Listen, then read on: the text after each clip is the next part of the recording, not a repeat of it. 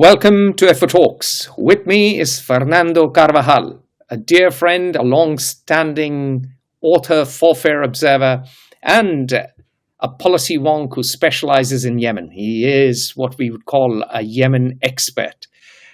Welcome, Fernando. Thank you very much, Atul.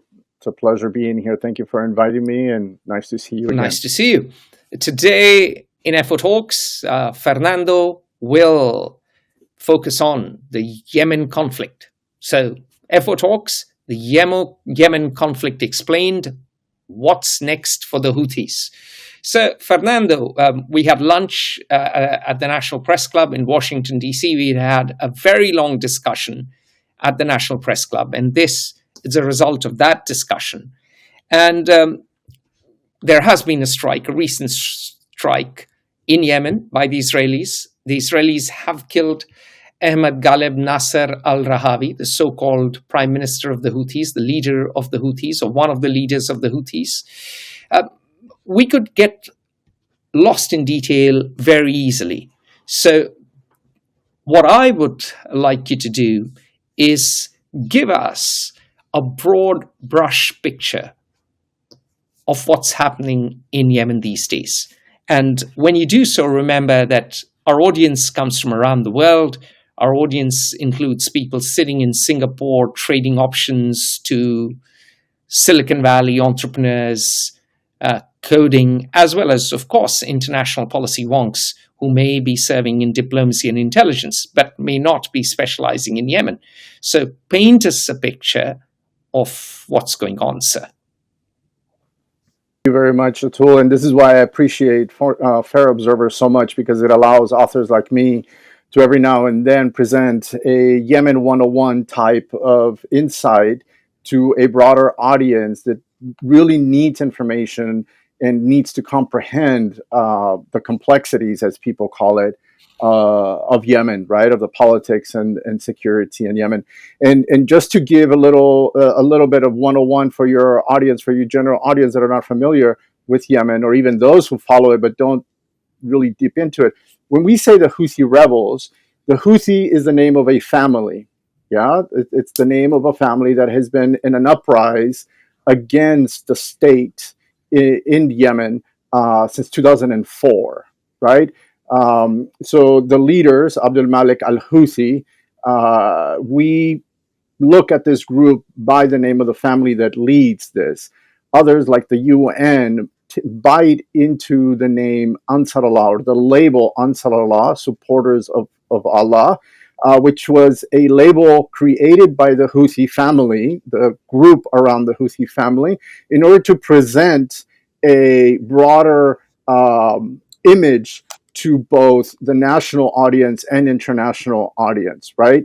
So when your audiences maybe might hear Houthi or Ansar Allah, so they're not confused and they can keep up.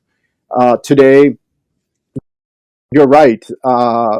We, the experts or people that work on Yemen, do use the term Houthi in order to describe or address the operations, movement, politics of the Houthi family who are leading this rebellion against the state. 2004. This is Yemen's longest civil war as well. This is Yemen's longest armed conflict, the 25 years of the of the century, but literally over the last 100 years. If we start going backwards from this week, we know that Israel has taken it upon themselves to seize the moment against the Houthis, who base their sarha, their model, their slogan, "Death to Israel, death to America." The Houthis have been claiming to support the Palestinian people by launching a war against Israel in two fronts. Number one, by attacking civilian vessels or any ship that crosses Bab al-Mandab, which is the strait between Yemen and Djibouti, Somalia, the Horn of Africa, and launch missiles or drones on Israeli territory in support of Palestinians in Gaza and the West Bank. The Houthi main ally is Iran. This is what has facilitated. I know you have a question about this, and we'll get into it. But the growth of Beit al-Houthi family has been empowered, has been facilitated by the Islamic Republic of Iran for years now, not just 2014 when this conflict began. What we've seen, if your audience recall, President Trump launched Operation Rough Rider in March against the Houthis in retaliation for for targeting of these vessels. He reached a ceasefire with the Houthis in May, just before Trump landed in Riyadh for his Gulf tour. And how we take that is basically Trump has given a so-called priest president, right? Because we do have to keep national politics in context. And what we've seen since May is a green light given to Israel to go after the Houthis in a way that violates international law, in a way that in many instances have punished the masses in the search of, the Houthi leadership, who in turn do embed themselves among the civilian population. There is no doubt. So very quickly, you're talking about international law, but these days, very few people following it, or I shouldn't use that term. Very few states really care that much about international law anymore. It's the age of realpolitik. Right. And if you look at Israeli actions in Qatar, people say, look, that violated international law. If you look at certain Russian actions, you may say that violates international law. If you take even certain American actions, one may say, look, drone strikes in Afghanistan and Yemen, for example, right? Correct. So yes, well, you may be absolutely right. It violates international law, and someone would just shrug their shoulders and say, so what? But collective punishment, whether you want to observe and recognize international law, collective punishment is collective punishment. And it is a fact that 2 million Yemenis living in Sana'a are not Houthis, are not armed Houthis, are not armed militia. They are not posing the threat to anyone, right? And so bombing them in the middle of the night while they're asleep next door, merely to try to assassinate a Houthi civilian or military leader, it is a crime, right? But here's the thing is that the Israelis would turn around and say, look, there was a Houthi drone strike that escaped our defenses and hit an airport. So this is really war. So you can define it as a crime, but really they are trying to get us. We are trying to get them. We are engaged in an existential war. What do you say to that? That is the counter argument to the Houthis, right? When progressives in the U.S. and progressives in Europe want to paint the Houthi leadership as the victim, right? That is the argument. It is not like Israel went to Sana'a and started a fight with the Houthis. It is that the Houthis, as an extension of their quote unquote support for the Palestinians, decided to join this as part of the axis of resistance, for example. We could get back and forth into that. At the end of the day, a crime is a crime. Retaliation under international law, retaliation by a state. Keep this in mind as well. When we're talking about the U.S., Israel attacking Sana'a, attacking Yemen, we're talking about states, correct? When we're talking about the Houthis, this is non-state actors, which does involve, irregular warfare, in where, Houthis, no different than Al-Qaeda, no different than ISIS, will claim their acts, their terrorism, their violence, their use of violence is justified because they're not a state, because they don't have the capability of a state. Yeah, I mean, I don't know if their use of violence is justified. They justify their violence because they are insurgent groups, terrorist Right, groups. But you're saying we hold states to a higher right, standard right. because states are distinct entities. They have governments, and these governments in democracies, in particular, are accountable.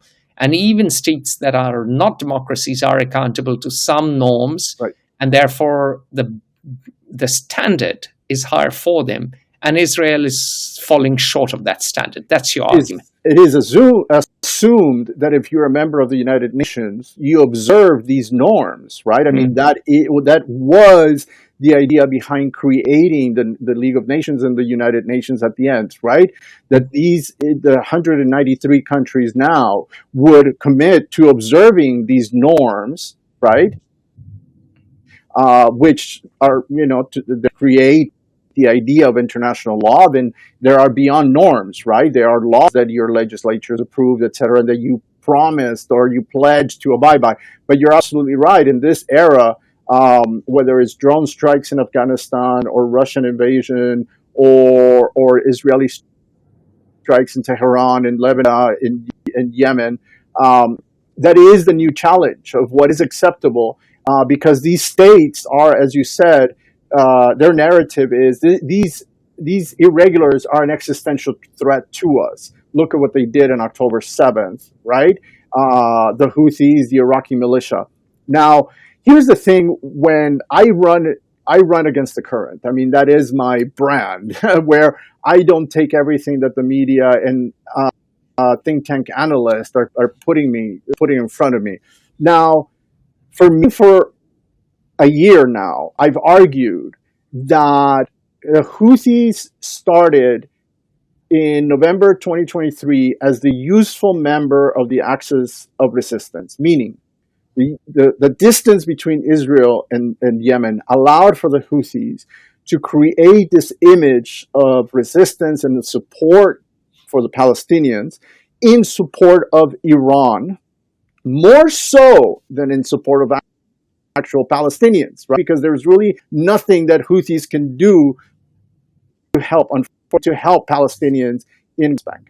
And at the beginning of the first year, we know that while the Houthis were taking credit for drone strikes and missile strikes from Yemen to Eilat, for example, to Eilat port on the Red Sea, it was actually Iraqi militia who were launching these drones and missiles toward Israel. But if the Iraqi militia... Eilat port is one of Israel's ports on the Red Sea. For those of our viewers and listeners who haven't looked at the map, it's an important port.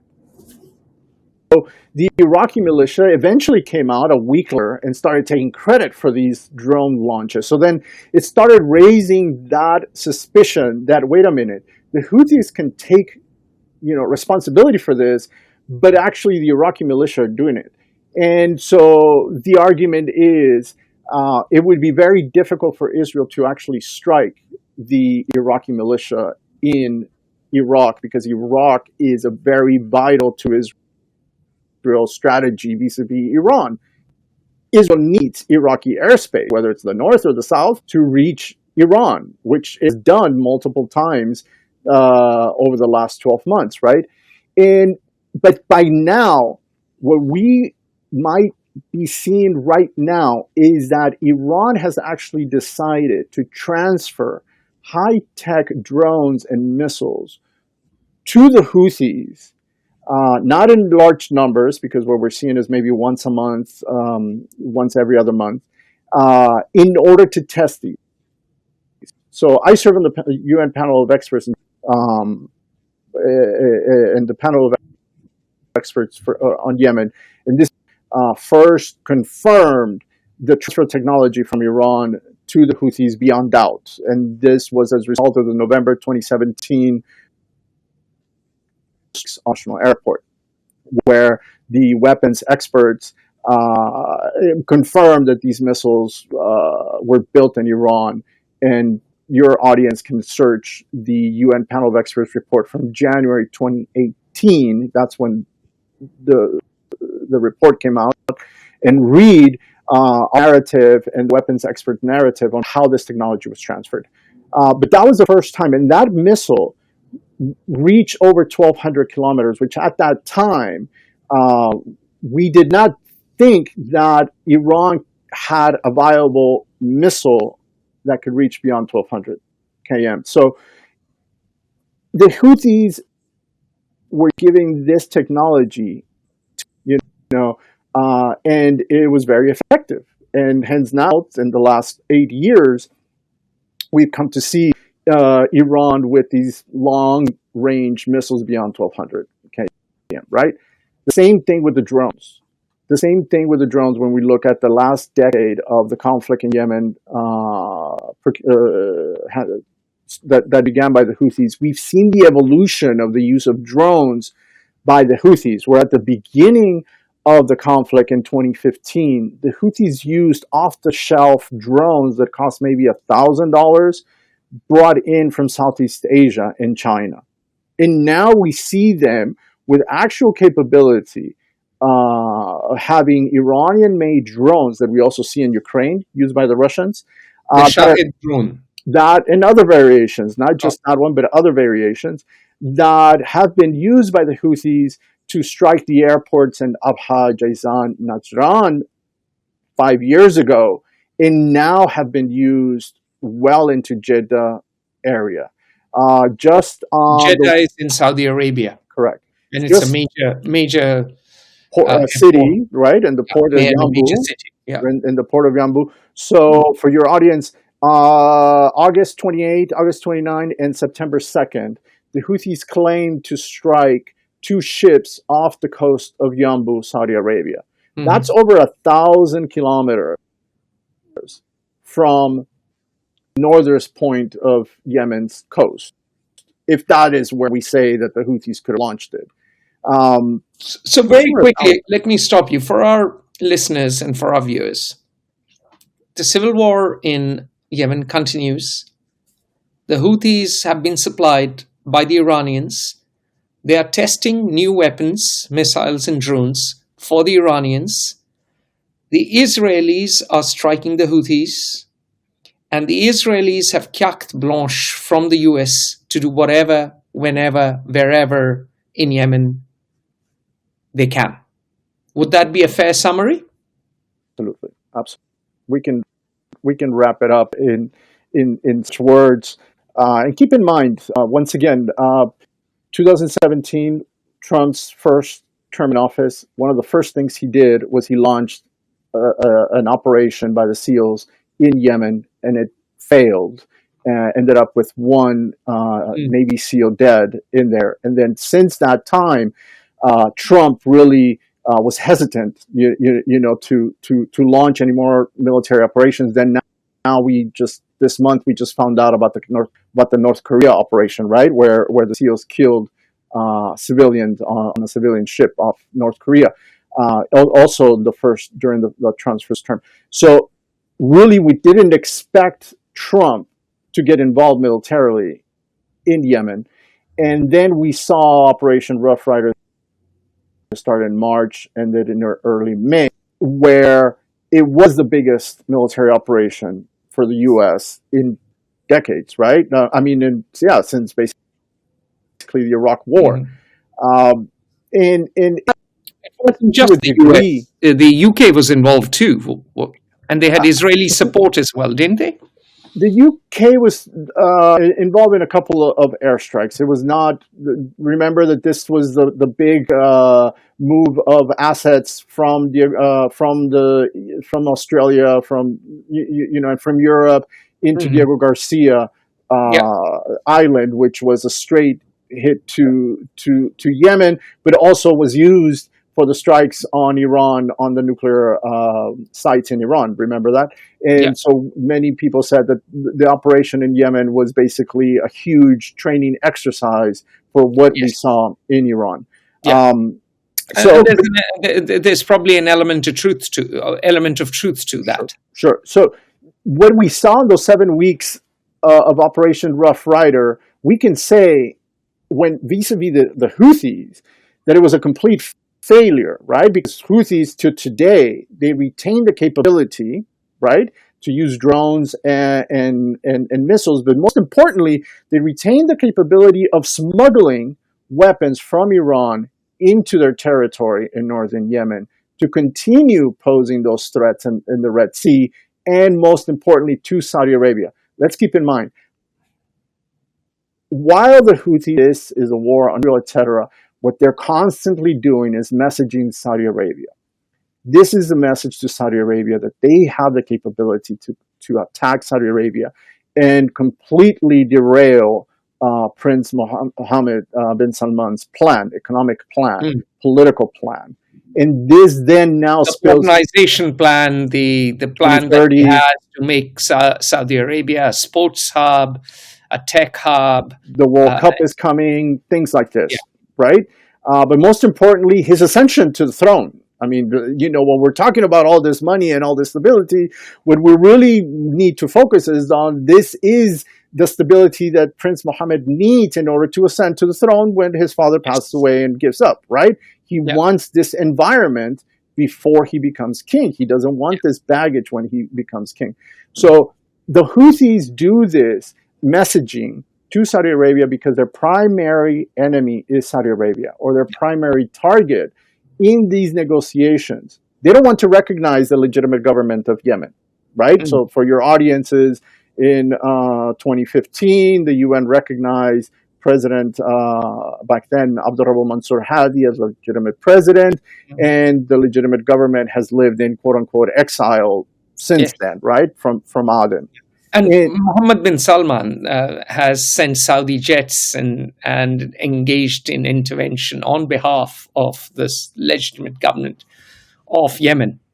Sure. That operation didn't go very well, though. In March 2015, the President Abdurrahman Mansour Hadi gave a speech, and he asked for the Arab League, not directly the GCC, the Gulf Cooperation Council, but the Arab League, to come into him and his government against the Houthis and Iran, correct? And then this led to the coalition of Arab states now led by Saudi Arabia. So this is the perfect moment for me to stop you and to ask you about who are the different players in Yemen, both internal and external, because I'm looking at a list which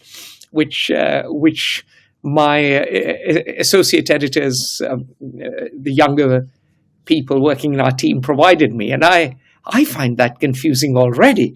So this is the perfect moment for you, Fernando, the Yemen expert, to tell us who are the internal players, who are the external players, and what do they want? What do they stand for? What do they want?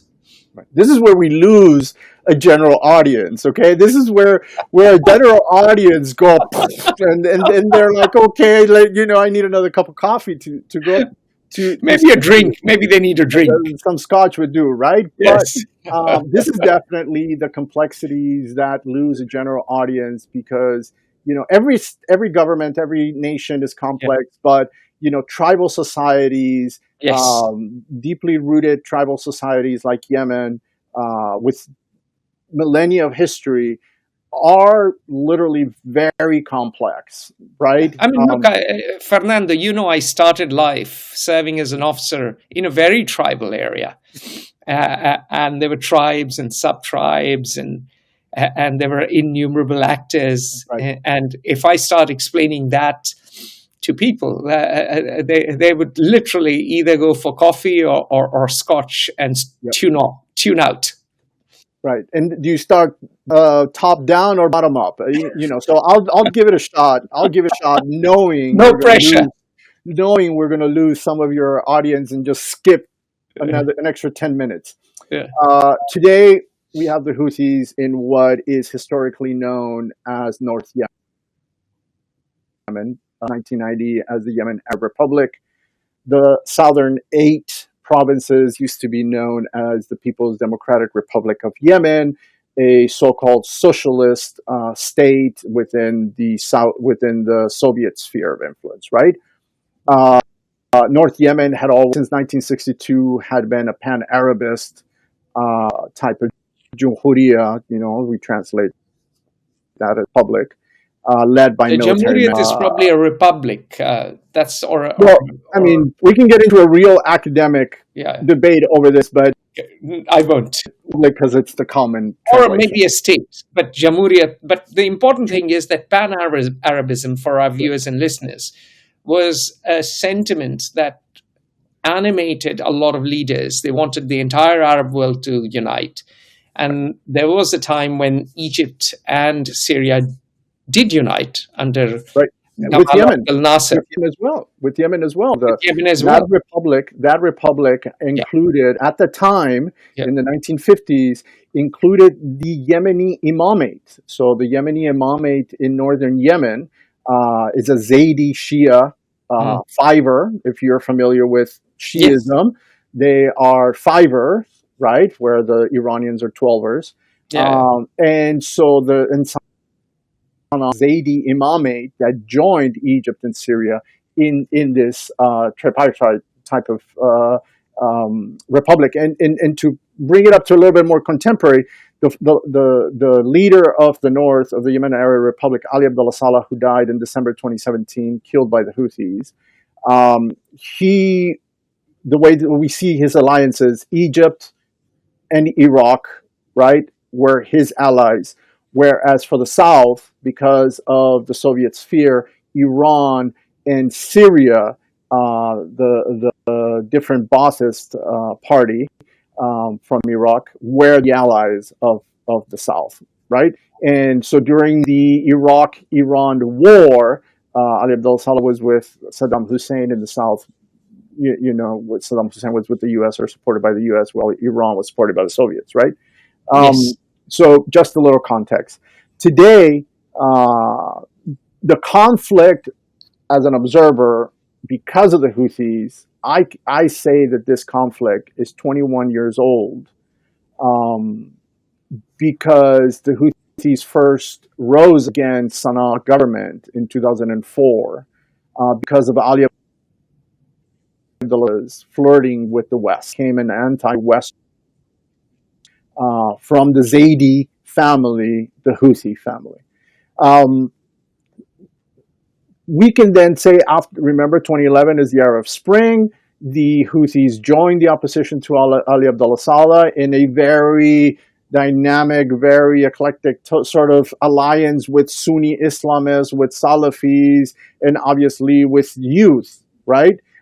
Independent youth against the common. Very quickly, tell the viewers and listeners a little bit about Salafis, because a lot of times we mention this term and move on, and some of the younger editors said that they'd love to get a little bit more color about Salafism. Definitely, it's always been a focus of mine for the last 25 years. I've studied. That's why I asked the great man himself. Thank you. I actually visited Sada in Damaj, which was the traditional center for Salafis, Yemeni Salafis. And this is where, if you recall, John Walker Lind, the American jihadist from Afghanistan, this is where he supposedly studied, right?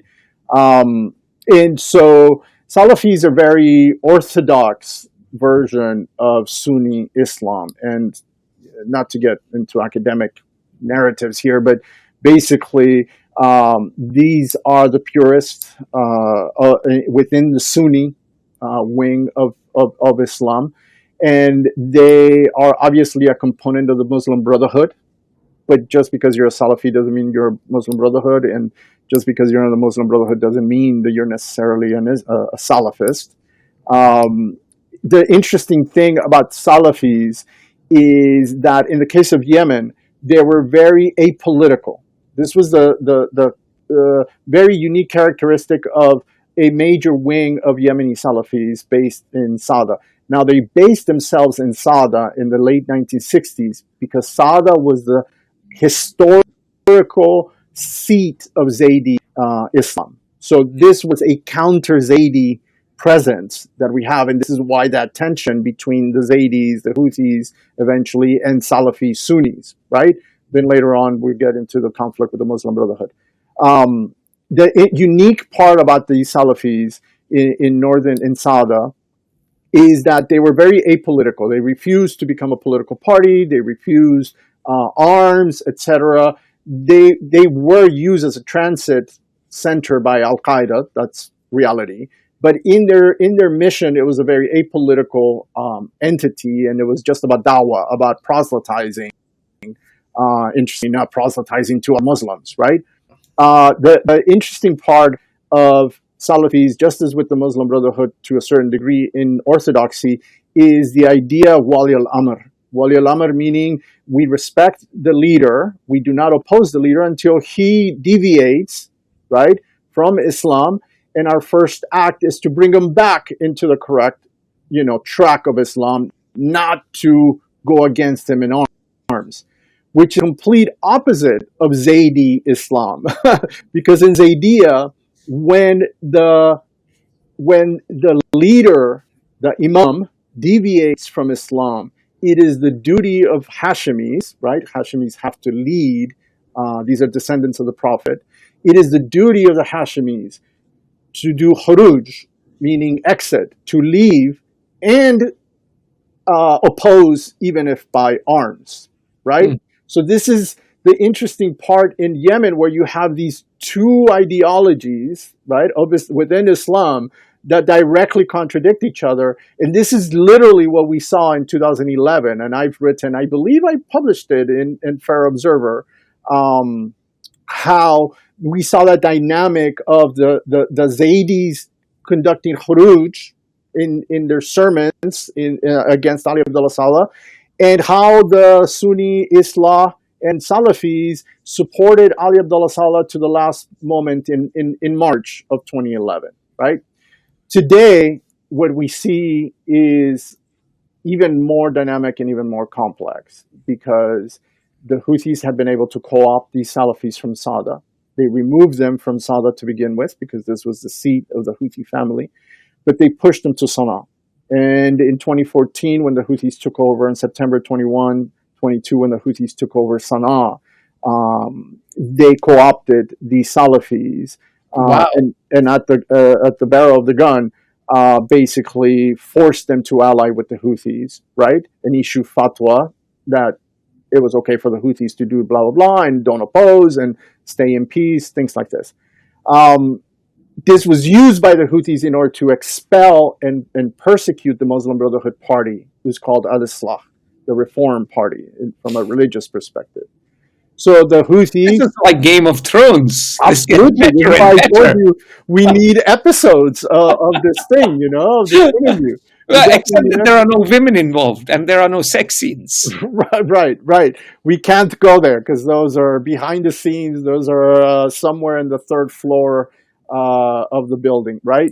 But basically, this is what I'm describing to you. The politics and this Game of Thrones that you mentioned is literally how you create legitimacy and how you justify your use of violence or your politics, right? You coerce other groups in order to ally. This is what happened between Ali Abdullah Saleh and the Houthis in 2014 when they created their marriage of convenience, as we used to call it back then, right? Which finally broke down in August of 2017, leading to Ali Abdullah Saleh's death in December 2017. So the Houthis have slowly coerced nearly every single political and religious actor within their territory control since September 2014. They've done it very effectively, literally guns at people, right? But they've done it. And they've pushed all the other actors out into the 8 southern provinces that we call the liberated or the legitimate government. In these areas today, we have a wing of the former ruling party, the Congress, Al-Mu'tamar. We have the large congregation of the Islah, the Muslim Brotherhood, affiliated political party, which is basically, we can say, is the only coherent constitutional political party today in Yemen. We have the Southern Transitional Council, which is a group of secessionists who want to secede and regain their state from 1990, right? The PDRY, not regain the social, regain their state, regain their territory under.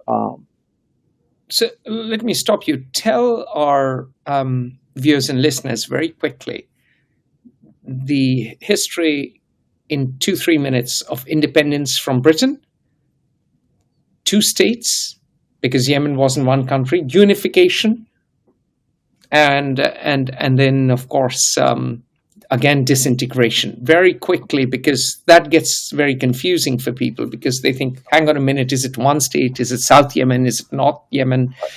When was Britain here? How does Iran get involved? How does Israel get involved? We haven't got to the external actors, so park that for a bit, but at least just very quickly. So Britain was Aden, the province of Aden today, was a British colony, right, up until 1967. I know I'm gonna get battered with comments about this, but I forgot if it was 1849 or 1879 when the British take control by Aden and eventually make it a crown jewel in the early 1900s.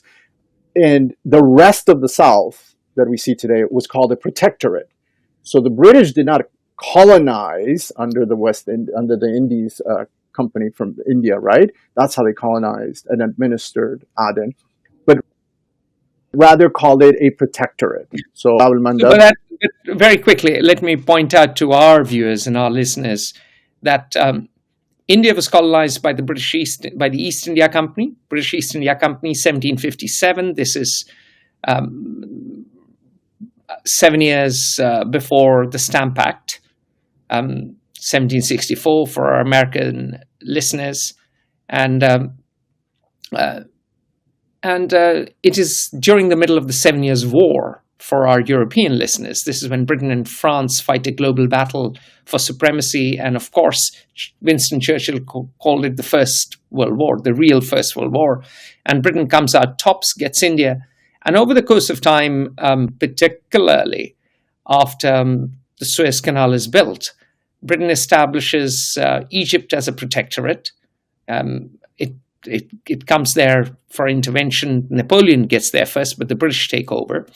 And Egypt is a protectorate to guard the Suez. And Yemen, modern-day Yemen, or Aden, becomes a protectorate, that part of land, because the Bab el-Mandeb is the other choke point. And Britain is safeguarding its coronary artery to the jewel in the crown, which is India. So that is in... this is at the time of the competition with the Ottomans, also part of the context where the Ottomans had a presence in what is today North Yemen, but didn't control, where had mocha, the coffee. If you drink mocha coffee, it comes from Yemen. So the Sultanate of Oman, right? The Turks, the Ottomans. Not Sultanate of, not the Sultanate of Oman, the Ottoman Sultanate controlled northern Yemen. And so the British were, as you mentioned, in competition for access through Bab el-Mandeb. And they originally wanted Socotra. So if you look at the British archives, the British actually wanted Socotra. Just think of Diego Garcia, right? This idea of Socotra Island. Stable and not good for the Navy. So then went and landed in Aden and got another foothold in the Arabian Peninsula.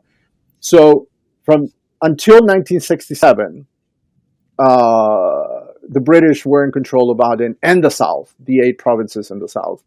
And in 1967, the South obtains its independence from the British Empire. Now, in 1962, the Pan-Arab military in Sana'a overthrew the Zaydi Imamate. So we have this very similar, because the revolution against the British started in the 1950s in Aden. So we have this period in 1955, 1962, 1967 of just armed conflict throughout this area that we now call Yemen, right, in the north and the south. 1962, the Arab Republic of Yemen is established in Sana'a under military leadership until 1967, which is brokered by Saudi Arabia. The peace is brokered by Saudi Arabia. The British government actually supported the Zaydi religious group, the Imams, the Pan-Arab Republic that was supported by Abdel Nasser from Cairo, right? 1967, the South gets its independence. It was not an inherently pro-socialist or pro-Soviet movement or revolution at all in Aden. This was merely anti-imperialist. This was to get the British out of the South. The Southerners who led the leaders of the PDRY eventually were from Thailand. They were revolutionaries and they were pan-Arabists. And they wanted, in their ideology and in their writing, like the founding fathers, they wanted a united Yemen. So they wanted to originally work with the pan-Arabists in the north in order to create one Yemen, and they were very pro-unity. It's just the military in the north was very suspect of it, and to a degree, they didn't know how they could monopolize this unity. So that was the problem. So from 1967 to 1990, we have the South, what eventually became in the 70s the People's Democratic Republic of Yemen. The leadership of this movement by the late 1970s already gravitated towards socialism, as an extension of pan-Arabism, right? In the true sense of socialism, right? Yes. But adding the Islamic component to it, which we can argue already exists, right? But it was a very problematic trajectory from the time when the socialists began to take over and created the Yemeni Socialist Party. Keep in mind, Yemeni Socialist Party, right? So your audience should track this. The People's Republic, Democratic Republic of Yemen. So the founders always had the idea of Yemen, always had this idea of Yemen. The problem is, how do we unify? How do we create one? The YSP, the Yemeni Socialist Party, had a lot of conflict, a lot of rivalry internally, but eventually the rivalry and the escalation of internal conflict plagued the Yemeni Socialist Party and the PDRY, coincided with the downfall of the Soviet Union, right? With the beginning of the collapse of the Soviet Union. The PDRY was highly dependent on the Soviet Union across politically, military base. In Lahej today was the Soviet Union's largest,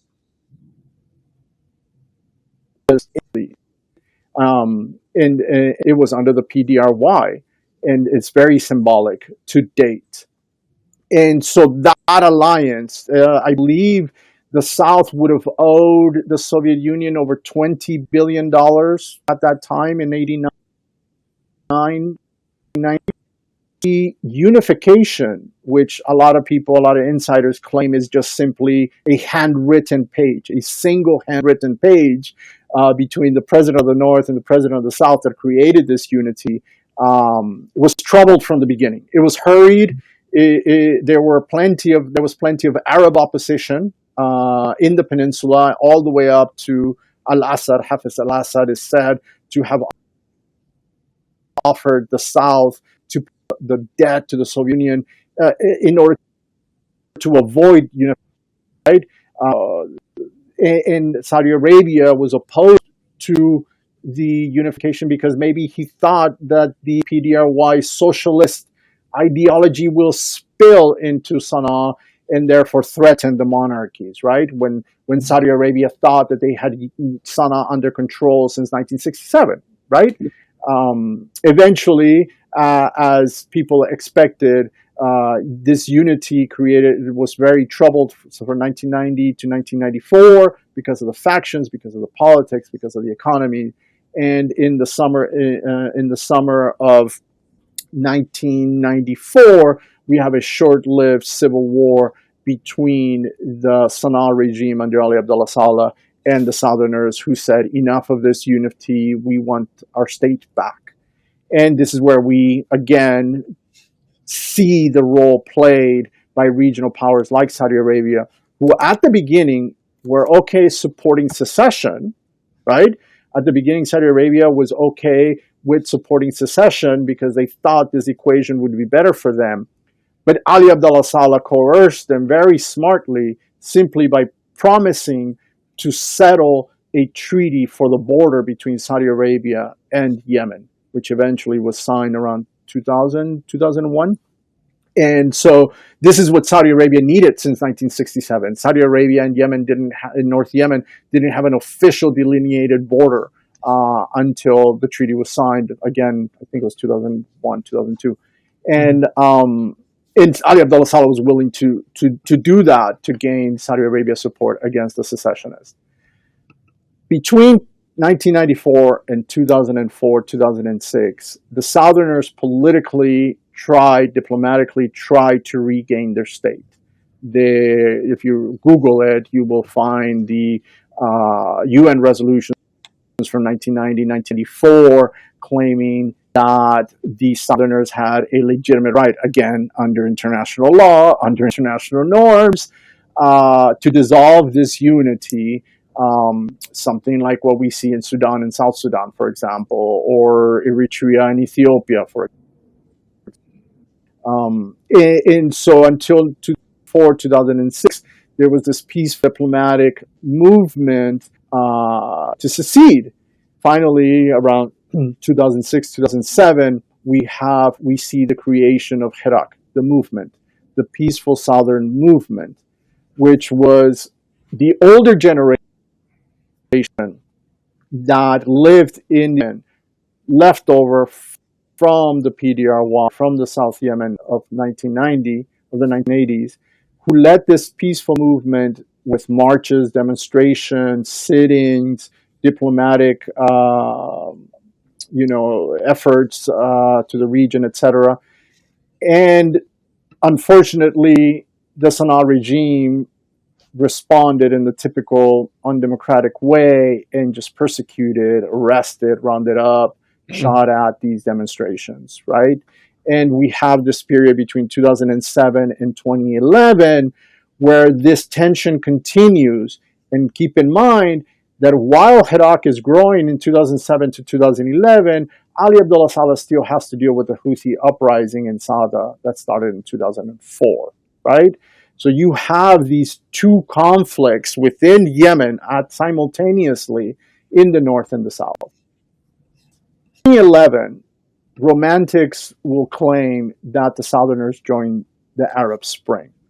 And basically the Southerners said, no, the Arab Spring joined us because we've been protesting, we've been demonstrating, and we don't share, right? And we don't share the goals of the Arab Spring in 100%.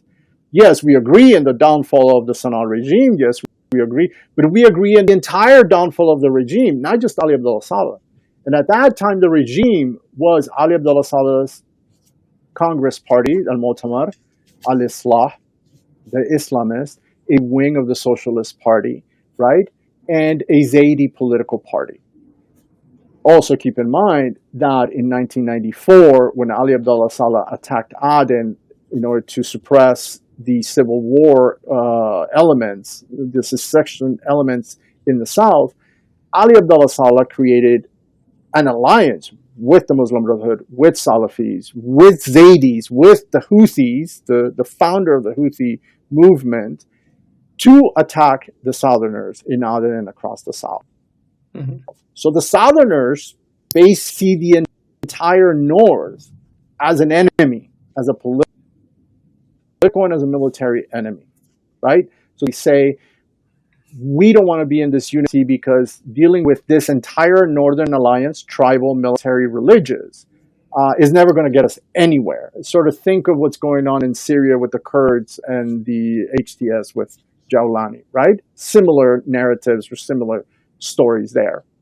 So now what we have is a full-blown conflict in the south, because in 2015, when the Houthis and Ali Abdullah Saleh attempted to monopolize and take over the south, starting with Aden, the people that came out against them to expel them from Aden were Southerners, aligned as an extension or a continuation of Herat, of this peaceful movement, right? They're the ones that defeated Ali Abdullah Saleh's army, security forces, and the Houthi regular militias and kicked them out of the south, where the government's military forces allied with Hadi failed to do so. So naturally, a military victory, just as in any other country, in any other society, a military victory empowers groups like this, secessionist group like this. Mm-hmm. And they said, if we tried to kick you out diplomatically, we tried to kick you out by peaceful demonstration, now we've done it militarily. So now we should impose our self-determination. July 2015, when the Southerners expelled the Northerners from Aden, until today, we've seen the empowerment in the manifestation of the Southern Transitional Council, which is in fact part of the current presidential leadership council, which represents the legitimate government of Yemen. But just the week of September, we see renewed tension 2 weeks before the UNGA beat in New York. We're starting to UNGA is United Nations General Assembly, for those of you who are wondering. The annual opening of the General Assembly in New York. We're starting to see escalation in politics and on the ground as well between the Southerners and the legitimate government, because there's a deeply devastating economic crisis across the South. No electricity, no internet, no salaries being paid, devaluation of the local currency, which the legitimate government and the central bank claim to have grabbed control over the last couple of weeks, but still inflation and insecurity and unpredictability is widespread. So we're starting to see this conflict, and I believe that the next few weeks in Yemen are going to be extremely tense. We're going to see more escalation by the Houthis against ships, against Israel, and on the ground against Yemeni rivals. And we could see some armed conflict spreading throughout the southern provinces in South Yemen. So very, very, very complicated in a nutshell. Now, James Kerr Lindsay, you probably have heard of the name, suitably British upper-class name. Son of apparently John Bradbury, 2nd Baron Bradbury. His grandparents were Gweffel, if I'm getting the name right, Roberts, and Ronald Kerr Lindsay. And James has a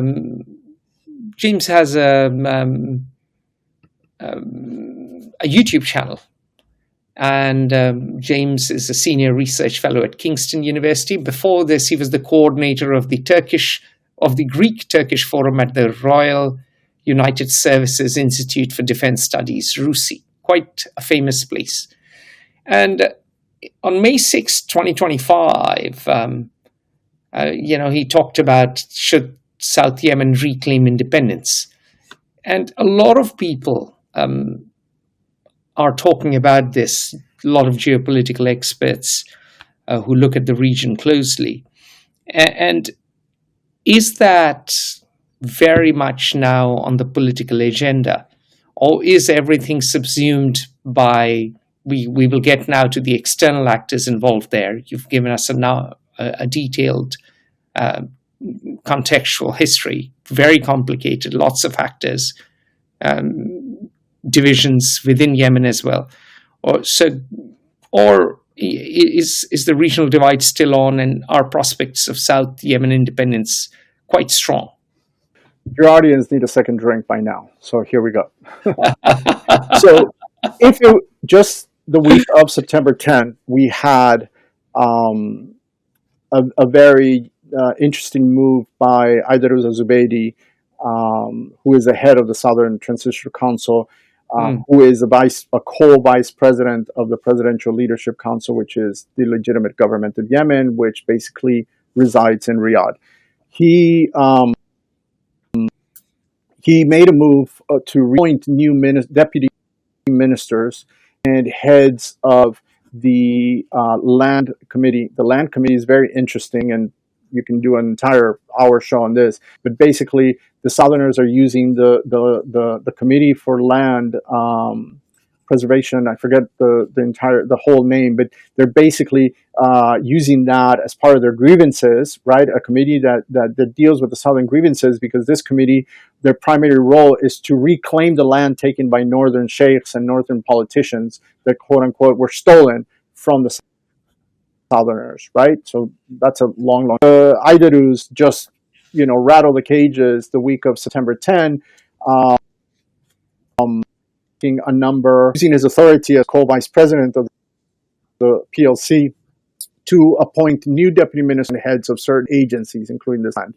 And this is seen by northern observers, Yemeni observers, as a move toward self-administration once again by the Southerners declared self-administration back in 2019, which really rattled the cages and created armed conflict with the legitimate government.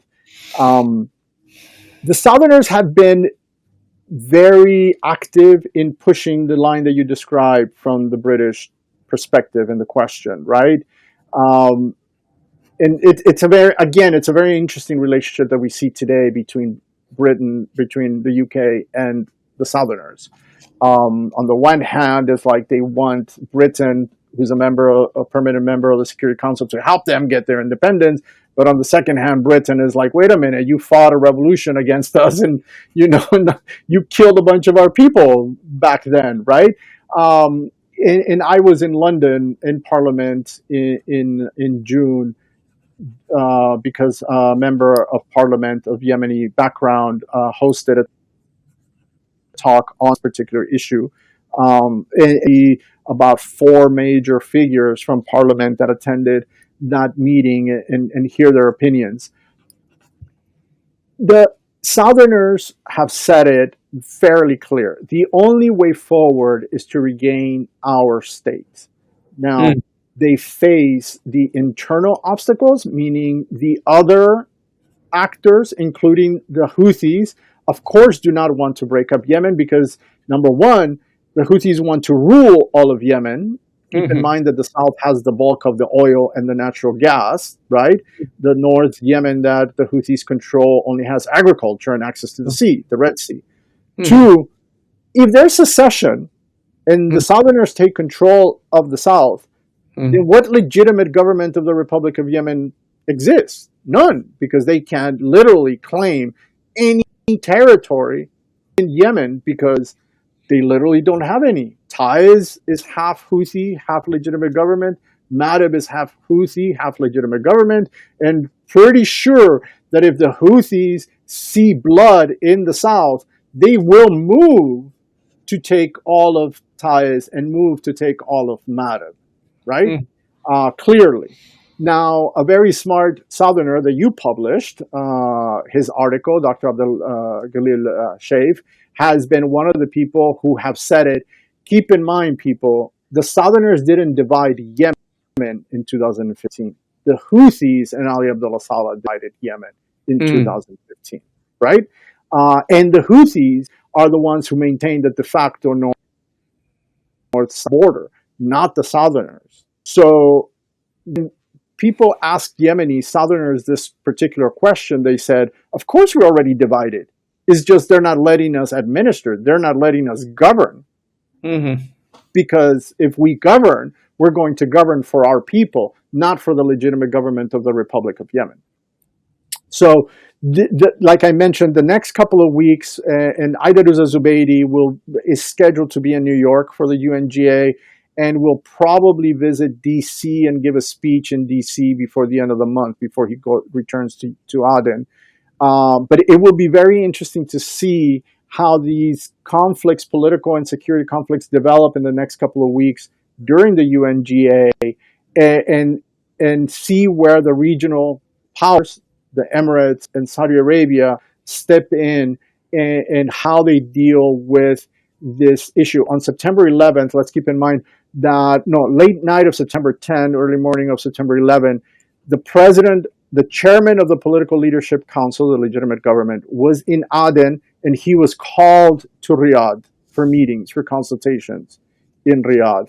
And he was only in Aden for less than a week, less than half a week. And so this shows us the level of tension, the degree of conflict that is developing there since the week of September 10th.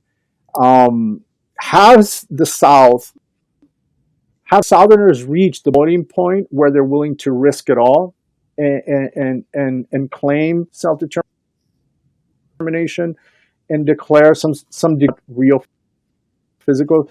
I don't think there's, because of the diplomatic support. The main problem for the SDC, for the Southern Council, has been reaching Western capitals and really gaining commitments from DC, from London, from Paris, from Berlin, for their agenda, mainly because the West, the European Union and the US, are very suspect, very wary of the unpredictability that this will lead. And obviously, again, this idea challenges international norms of the legitimate government, right? I mean, I hate to beat the dead horse, but at the end of the day, the international community says we're supporting the legitimate government because it's legitimate, because we're saying it's legitimate. We can't give into the South. The SDC has an uphill battle, definitely, in convincing. They don't need to, in all reality and realpolitik, they don't need to convince Paris or London or DC of their secessionists, right? Of their secession. But eventually they need to build these diplomatic relations. Mm-hmm. And if Saudi Arabia is against secession, they add another enemy other than the Tamar, the Muslim Brotherhood, to the list of enemies that are going to, sabotage their secessionist plans. So wonderfully complex. People have got a second drink. Now let's let them get a third drink. Who are the external actors? Clearly Saudi Arabia, clearly Iran, clearly Israel, clearly the US. The UK still seems to be saying things. There are Brits who say, let's Southern Yemen be independent. There is some support amongst my friends in Britain for a separate South Yemen state. They don't run the empire anymore, so they don't matter. Right. And this talks about the degree of influence that Southern Yemenis are having in London. Okay, so let's keep in mind for your audience that there is a very large community throughout England of Southern Yemeni descent during the colony, post-independence, and they are very active politically. And this event that I mentioned in Parliament in June was organized by the leader. I still think that all of this talk from Britain on this, from London on this, is a bit ingenuous. I mean, it's not real in the sense of real support, ideological support, but because there are so many people are really tired of the Caesar saying, "Halas, let's just do this," and then we fully support the South. We balance the Houthis. We go after the Houthis. I think in a conversation we've had, you and others have said that Britain has really taken behind the scenes, a very strong leadership role in this matter because the U.S. doesn't want to. Your audience should also note that Britain, as member of the UK, as member of the Security Council, is the pen holder on the Yemen file, meaning the UK, as a P5 member, are the ones that lead every and any discussion on Yemen in the UN Security Council. Any meeting, any emergency meeting, any resolutions, it's the UK who leads this. So it's natural that of what some people are saying wants to get their hands a little bit dirty again. As far as the external actors, the list is as long, my friend. I mean, you name it, it's involved. Why? Because So literally Oman. let's begin with the Saudis, the big boys. I Let's mean, You can go to Oman later, but let's begin right. with the Saudis. Just run us through the actors and why, and what are they? The between Yemen and Saudi Arabia Mhm. is as old, right, as Islam. Yemenis will always say Yemen, Sana'a, used to feed Saudi Arabia, meaning the different regions, the different tribes under Ibn Saud even before it became Saudi Arabia, Mhm. right? Because there are records where on or during droughts in the Arabian, um, it's the Yemeni Imam, the Zaydi Imam, would send grain and other foods to the tribes in the north, right? In what is today Saudi Arabia. But since 1962, the roles have been reversed, right? Since the establishment of the Kingdom of Saudi Arabia, the roles have literally been reversed, mainly because of the discovery of oil and then the Exactly. exploitation of oil, right? Um, where Saudi Arabia, it's, interestingly enough, and a lot of people hate it when I say it, but this is reality, is documented. The Ottoman Pasha of Egypt, of Cairo, clearly said it in the 1800s. Yemen is the back door to Mecca. This drove the Ottoman ship, let's say it, suzerainty over the south, over Sana'a, and over the Red Sea coast. And it has always been in the mind, it's always been aligned in the Arab politics. And trust me, Iran clearly understands this, and that's the relationship with the Houthis. Um, yeah, the relationship with the Houthis is beyond the symbolic axis of resistance, re, vis-a-vis Israel and the Palestinian issue. And And it's so also the Shia. They may be fivers. They may not be twelvers, unlike Iran, but they are still Shia. yeah, right, An but they're still eastern committed. province Exactly, is in Saudi Arabia is Shia.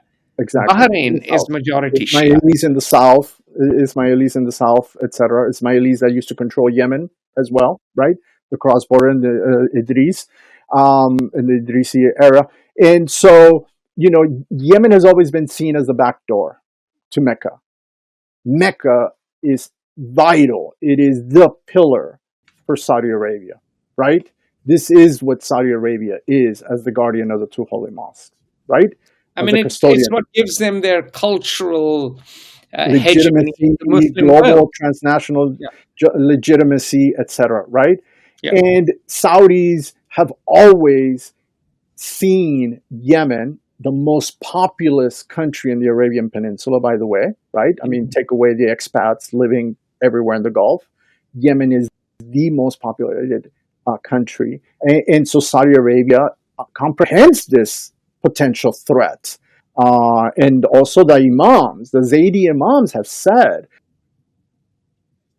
and Al Yemen is from Mecca, Hormuz to Muscat. This is Zaidi view of the peninsula. This is their sphere of influence. This is what they've always wanted. Keeping in mind that the Zaidi Imams, in continuity, always sent letters before Ramadan, everywhere in East Africa, all the way to Indonesia, demanding that Muslims pay the Imam zakat because the Zaidi Imam, saw himself as commander of the faithful, Amir al-Mu'minin, in challenge to the Ottoman Sultan, right? Because the Ottoman Sultan used to claim that title, and that was the Mm. part of the war. So anyway, But the Zaydis are Shia. They are fivers. sure, but they don't see themselves as Shia. They see obviously we see them, we categorize them as Mm. Shia, right? Which are the defectors, right, from the caliphs, etc., right? The defectors from the lineage that want to claim Ali Mm. as the leader of Islam rather than the caliphs, that succeeded the prophet, right? Mm. Which are the Sunni version, right? Exactly. And so you start counting after Ali, who the fifth Shia and the fifth is Zayd, and that's where the Zaydis take their name, all the way up to the Mahdi in the 12er version, right? And so because Yemen has been such a strategic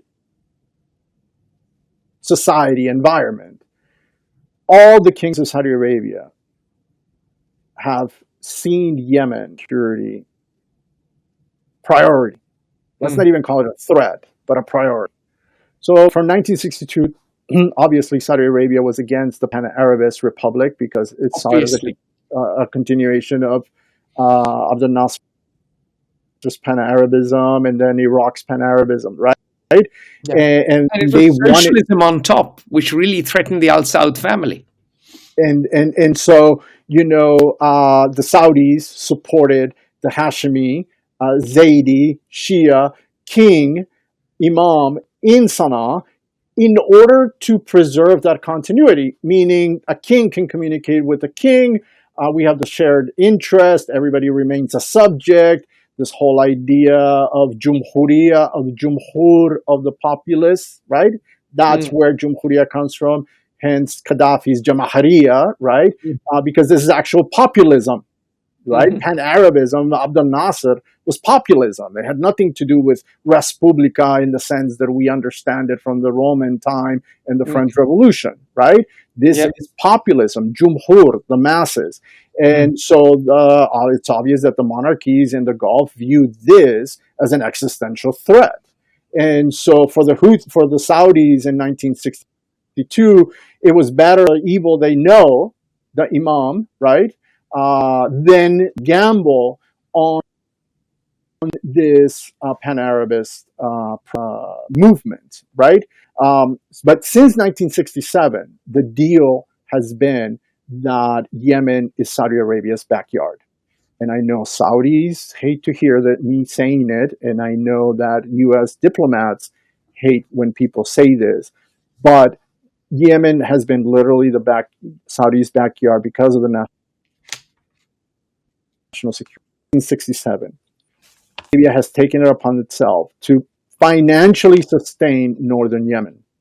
Now sustains all of Yemen, obviously, right? Since 1990. But since 1967, Saudi Arabia was a primary economic provider to Sana'a. And in the 1980s, even when oil started flowing in Yemen, it was still Saudi, it was still Riyadh who provided the financial, the budgetary support. In the 1990s, of course, after 1994, that agreement, was reconsolidated, was restructured, and Saudi Arabia provided billions of dollars to Ali Abdullah Saleh's budget every year as part of their role. And militarily, it was Saudi Arabia, we have to be honest, it was Saudi Arabia that contained Yemen's Ali Abdullah Saleh's military development. So Yemen was not allowed under any circumstances, if this relationship, peaceful relationship, friendly relationship between Saudi and Sana'a was to continue, Yemen was not allowed to procure long-range weapons. Number one, the logic goes, need for long-range weapons, not long-range fighter jets, not long-range missiles, right? Your problems are domestic, they're internal. So literally, when the Houthis gain these weapons post-2015, it is the first time that Yemen has long-range capabilities beyond its national territory, right? Military capabilities. From 1990 to 2010, really the king had a committee that handled Yemen, a specific committee that handled Yemen from the Saud family, right? The elite that understood very perfectly the complexities of Yemen, the tribal relations, the party politics, the everything, right? This committee, by the elders, for the most part, obviously intelligence and military officials, etc., maintained order along the southern flank, which is Yemen, right? And if it needed money, they threw money at it, right? So in 2011, there was an expose by a Yemeni newspaper during the Arab Spring that literally listed every single Yemeni that received money from Saudi Arabia, from $100,000 a month to $1 million a month, right? Just an extensive. This was the patronage network that maintained order in the south, in the southern flank. This is how Saudi Arabia protected Mecca. This is how Saudi Arabia protected the southern provinces, especially after the signing of the border treaty. And so in 2009, I believe, there was this group called the Friends of Yemen. I actually have an article coming up that talks about this. But the Britain, the US, Saudi Arabia, the GCC created the Friends of Yemen. And this group, it was just at the beginning of a humanitarian crisis in Yemen, at the end of the political crisis, but during the war against the Houthis, right? And in that committee, it was abundantly clear, obvious to anyone who read the mission, who read the mandate, that this was Saudi. Saudi Arabia was charged with the economic support for Yemen to not allow the state to collapse because there was an economic crisis brewing in 2008, 2009, and to facilitate the national dialogue process of 2010 between all the parties and the regime.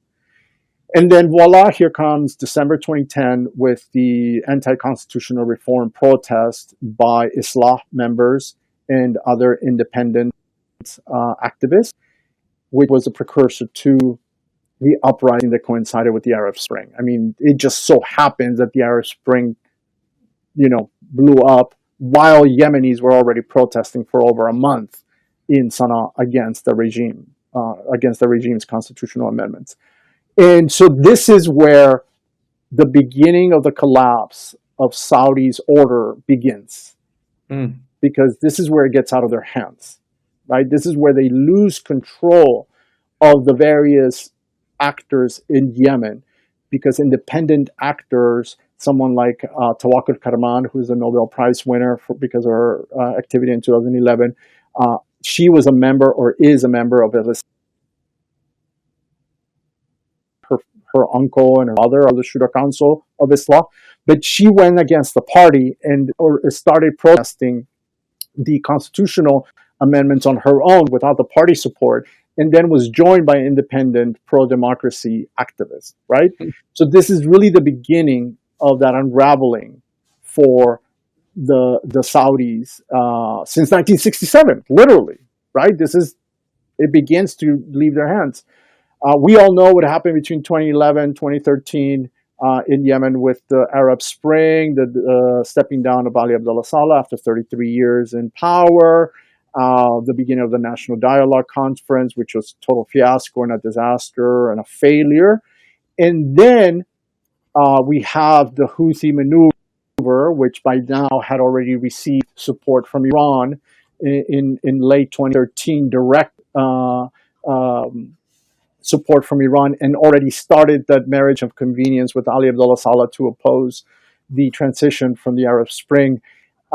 We begin to see how Saudi Arabia literally starts losing control of Yemen in those 2-3 years, leading, if I may really quick, because this is an important point on the structure, to January 2015, when King Abdullah of Saudi Arabia dies. So we literally can study Yemen before King Abdullah and after King Abdullah. Why? Because when King Abdullah dies, the Committee on Yemen also dies. So today, Saudi Arabia does not have a specific committee that handles Yemen. It has individuals that advise and handle politics and policies on Yemen and economic, but there is no standing committee like before under every king before Abdullah that handled Yemen. And this is literally the collapse of Saudi monopoly on this today, Yemen, unfortunately. I'll let you ask another question to follow up. No. I was just going to sum up. So the Saudis did have control and an extensive patronage network in Yemen, and the Saudis kept the peace in Yemen so as to safeguard Mecca. and the Saudis have now been ousted. But the Saudis would like to have control of Yemen back, which is why they've intervened militarily. So Saudi Arabia is the big actor in Yemen.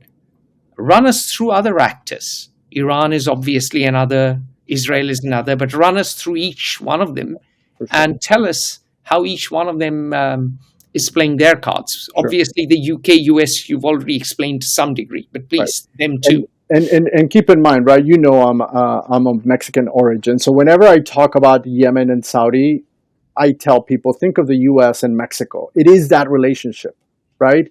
It literally, and today what we're seeing is that, you know, loss of control by the U.S. of Mexican politics and relations with Mexico under this administration, right? And so when I you know, a lot of my Saudi friends get upset when I use control in the backyard and all this language, you know, because I want to be abundantly clear what I say.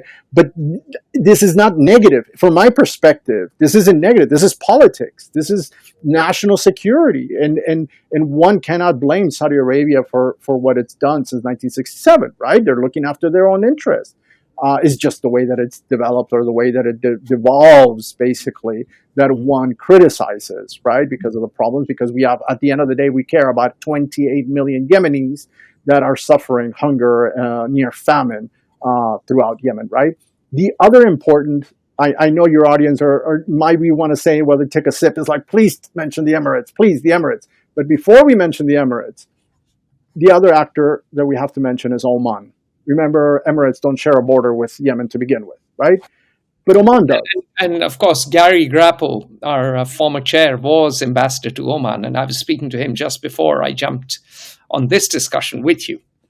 And so on Saturday the 13th, I'll have an article that talks about specifically the Southerners and Oman, right? And the history. So even under the British Empire, let's keep in mind that the western province of Oman have always been a problem for the Sultanate, right? And Mahra, the Sultan of Mahra, claims the western provinces of Oman, and Masyuna, which is a region that literally runs through the middle of the border between Mahra, Yemen, and Oman, you know, is an interesting tribal area that claims Mahra origin, not Oman origin. Again, Oman created by the British, right? And so because of the Dhofari uprising, right, there are historical tensions between Oman and Yemen, and more specifically between Oman and the South. So my article looks at the symbolism of the Southern Fold PDRY flag, which was a direct national security threat to the Sultanate of Oman because the PDRY supported the Western provinces in the uprising, right? So this is history. This is, in my article, I focus on the importance of memory, of history, of symbolisms, right? And when you're waving to the new imam, who's basically an elder, him the pro-Soviet flag with the socialist red star, you know, it brings up the historical memory of this territory. And they're like, no, we don't want that back in any manifestation. So the Oman, two primary threats to Oman. Number one, Salafism, Salafiyya, the threat from Sunni extremists, Al-Qaeda, and Salafis. That is a direct threat to the security of the Sultanate. And number two, a return of a southern state that is not pro-monarchy, right? Or that is Sunni or socialist, Jumhuri in nature, which obviously threatens the Sultanate of Oman at its foundations. And so these two threats have led Oman, led by Zayed, right, Hashemi, to align with the Houthis, right, which is a natural extension of their relationship with Iran, right? So from the beginning of the century, Houthis pro-Houthi Shia Zaydis have lived in Muscat and have made their base in Muscat, commercial and political. And Muscat, at the beginning of the war, agreed to house the Houthi diplomats. So the head of the diplomatic delegation for the Houthis that has negotiated since 2014 resides in Muscat, because this basically facilitates his travel around the world, right? But the number of pro-Houthi elements, whether they're tribal or religious, has definitely grown since 2014 in Muscat. And just recently, there has been reports criticizing the Sultanate. And let's keep in mind that even President Trump and the State Department criticized Oman at the beginning of the administration, and they wanted Oman to kick out every Houthi from Muscat. Right? Yeah. And our viewers and listeners should know that Muscat is on the Gulf of Oman. It is to the northeastern side of Oman. It is not far from both Dubai and from Iran. It is the gateway to the Persian Gulf, so it is the other side of the country. And as Oman moves down and south and to the west, it touches Yemen, or right. You could say South Yemen if you wanted independence for South Yemen. Right. And so for Oman, the conflict in Yemen is a vital national security interest to the Sultanate. You can't blame them.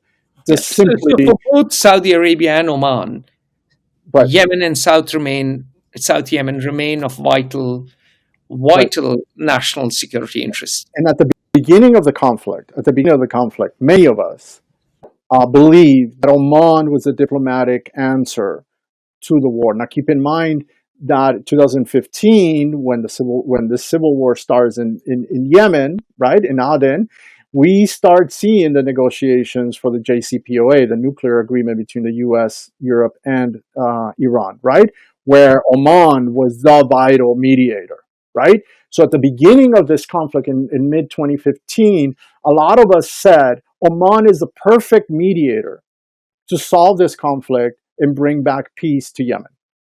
Now, 10 years later, unfortunately, many of us are very critical of Oman, not only because they continue to host the Houthis, but because the bulk of the smuggling, whether it's weapons, drugs, people, into Mahra, eventually to Sana'a, come from Oman, whether it's on the shores or Masyuna, the desert area, and when we were in the panel of experts has definitely.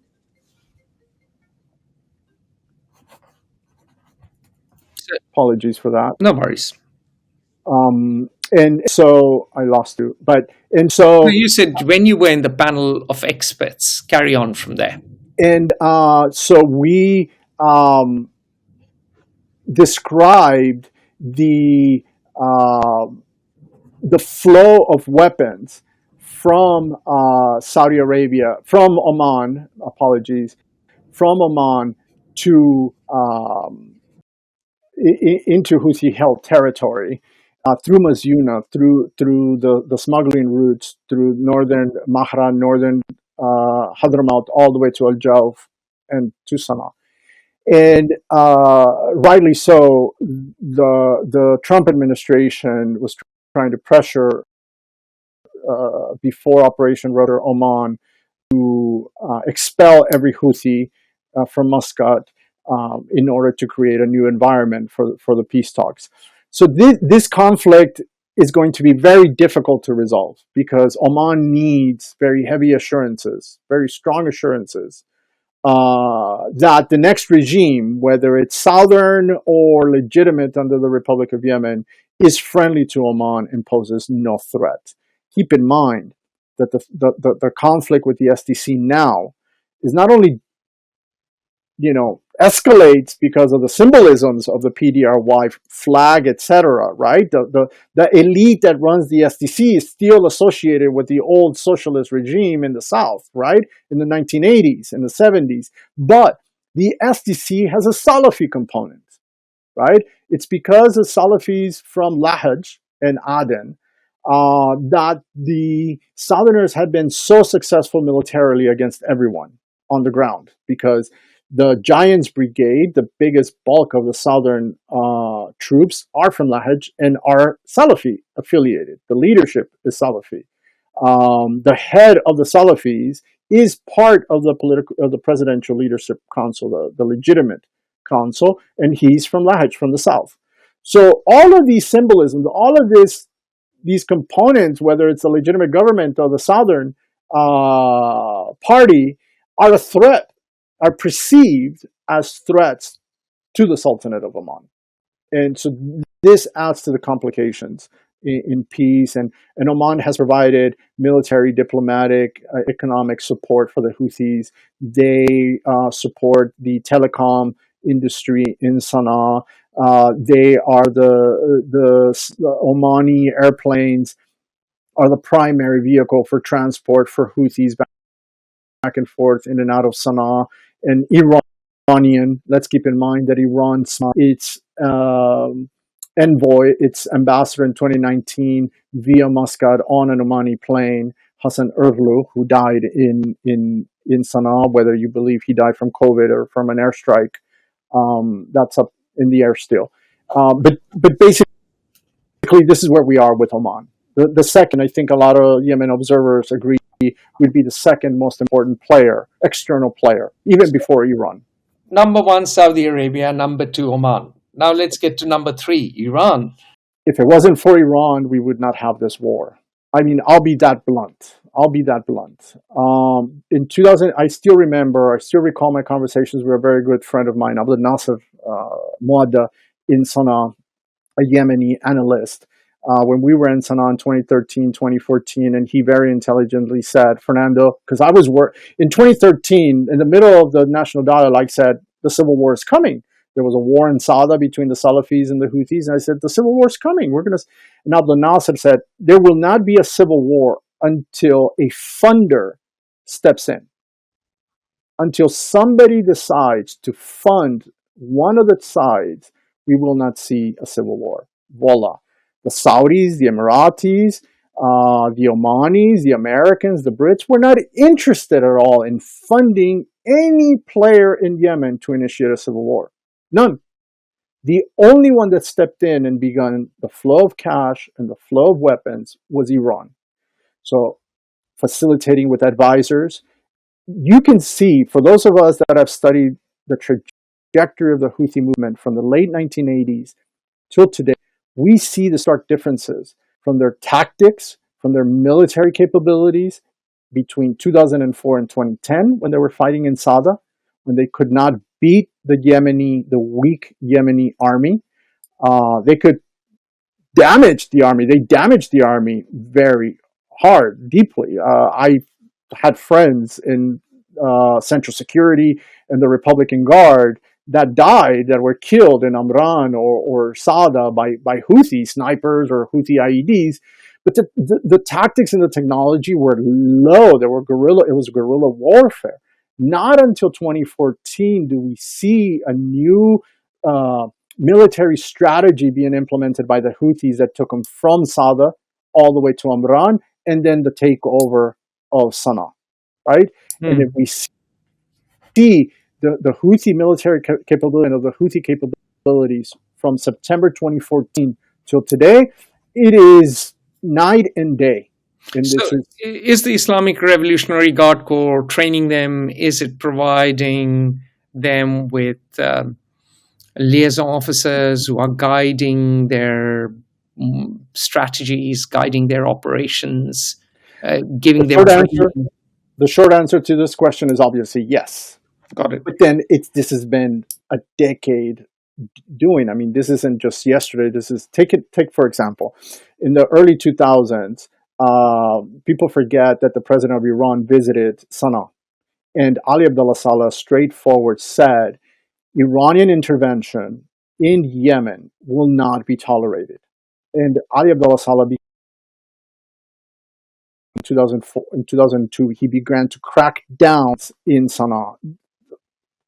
Iran had developed a very interesting network of schools, mosque assistance for Zaydis, not for 12ers, but for Zaydis. Iran provided medical services from Sana'a and in Sada. Iran provided scholarships for Yemenis, Zaydi Yemenis to go study in Iran and in Iraq. And most importantly, Hezbollah and Iran helped the Zayd printing their school books and their Zaydi theological books, their religious books. They facilitated that because the Yemeni government, because of the Muslim Brotherhood, was against using government funds to pay for Houthi education material, because obviously the Muslim Brotherhood did not want Zaydiya to spread, right? So this was the tension inside. And then later on, Hezbollah helped the Houthis with the TV channel, with their media outlets, etc. So the history goes way back to the late 1980s, but the bulk of it does begin this century in 2000. Our viewers and listeners should remember 1979 is the year of the Iranian Revolution. So what you're saying is, as soon as you have a revolutionary republic, you get involvement in Yemen. It's as early as that.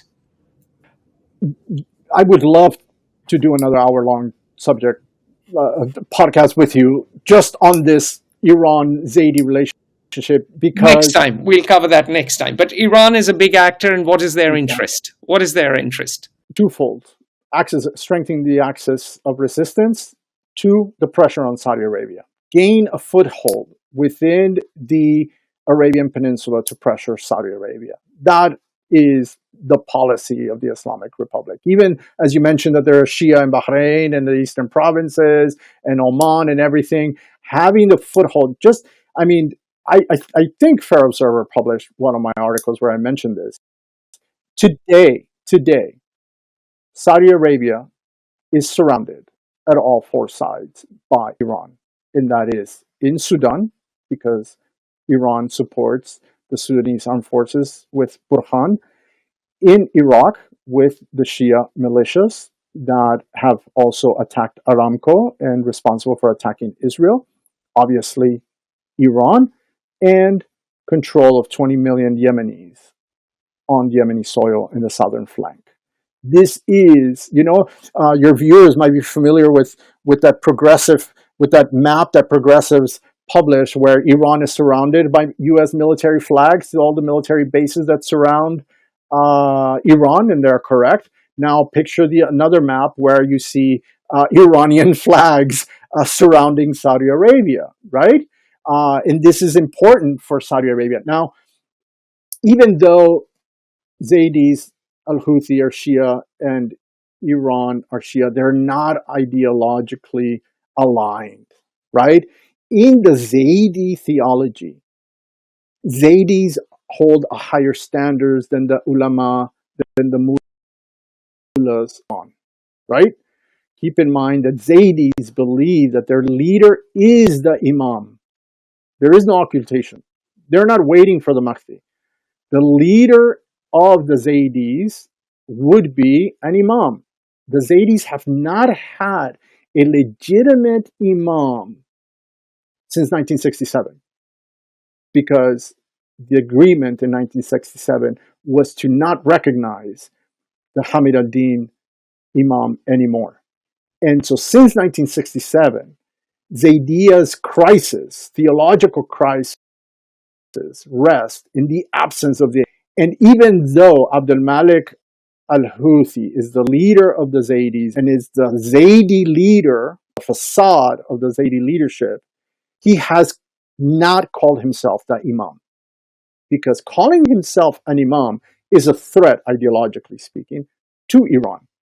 Because Iran Twelver believes that the Imam is not on earth. It doesn't exist. The Ayatollah is the guardian until the Mahdi returns ideologically, politically, religiously, right?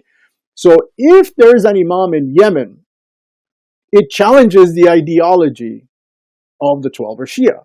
How does the Twelver Shia explain that Abdul Malik al-Houthi is the Imam? Because at the end of the day, the Houthis have a military victory, right, against Sunnis and against the infidels, right? I mean, literally in that terminology, right? Within in that context, in that framework. And so why would Abdul Malik al-Houthi not be a bigger figure in Shia Islam than the Ayatollah? Well, the Ayatollah can't handle that. And a priority project behind the scenes from Iran since the late 1990s have been to reform Zaydism to conform with Twelver Shia. So hence the idea of come to Lebanon, come to Qom, come to Karbala, come to Iran, come to Damascus to print your books, and we'll give you scholarships for your ulama, your religious scholars, to come and study in 12 universities, mosques. So today, over the last 10 years, we've seen the creeping of 12er ideology, theology in Sana'a and into the Zaydi school of thought.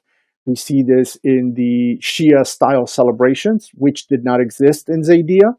And so we see it in their books, in their curricula, whether it was school or the madrasa or the mosque. We see that. And so this isn't just rhetoric. This isn't propaganda. This isn't fear-mongering. This is literally what we see on the ground. And we see more and more, Houthis accepting the Ayatollah as their leader, right? So if I can interject, Iran has three goals. Number one is to have a foothold on the Arabian Peninsula. All right, to put pressure on Saudi Arabia. Okay. Number two, as you said, Iran wants to expand its influence in the non-Sunni world. Through the axis of resistance, let's say. Through the axis, build the axis of resistance, which includes the Sunnis, in some cases Hamas right. Hezbollah, Houthis, the 3H. Right. So build the axis of resistance to Israel and America. And number three, unify Shiaism under the 12er branch, purify the Shia Islam and contain the 5er branch. Right. And in that case, the Houthi, or for that matter, the Zaydi ideology, the 5er ideology, digest it, assimilate it, and have the Ayatollah as the leader, the religious leader of this non-Sunni world. Correct? Correct. And keep in mind that in Sudan, Iran is dealing with Sunni leadership, right? Mm-hmm. Sunni Islamist in Khartoum and Port Sudan that are allied with the Sudanese armed forces, right, under Burhan. So when people say, "Oh, but how could Iran Shia ally with Sunnis?" Well, they're marriages of convenience. When entities shared common interests, whether it's the opposition to Israel or opposition in the case of Saudi, Hamas, which is also Shia, right? Hamas is founding origins in the Muslim Brotherhood, right? In the West Egypt. Bank. Yeah. Right. So, these marriages of convenience are very strategic for someone like Iran, who does have ambitions not only to protect itself, but to expand. Yeah. It's got the memory of empire, just like Turkey. Turkey has memory of empire. Right. So let's crack on. We've covered Saudi Arabia. We don't want to be here till tomorrow morning. Right. We've covered Oman. Okay. we've covered Iran. Okay. Who are the other external actors? Because your audience might be waiting, we'll just stick with the Emirates. We won't go as far as the Brits and the US because I think everybody kind of has a handle on why Britain and the US are involved. I'll give them a summary. Look, the British are involved because it's a former colony. The British always wanted control over Yemen because of Bab el-Mandeb. It was the other end of the Suez. It was a waterway to India, and now Britain feels a sense of responsibility to Yemen, even South Yemen, and Britain also wants to remain relevant in great power politics. So that's the British interest, and that's why Britain is involved, and they control the file in the UN Security Council, as Fernando said. Israel wants to hammer Iran, and Israel does not want the axis of resistance powerful. Israel does not want Iranian influence to increase, and Israel does not want Houthis putting pressure on Israeli shipping through Bab el-Mandeb, which is why the Israelis are involved.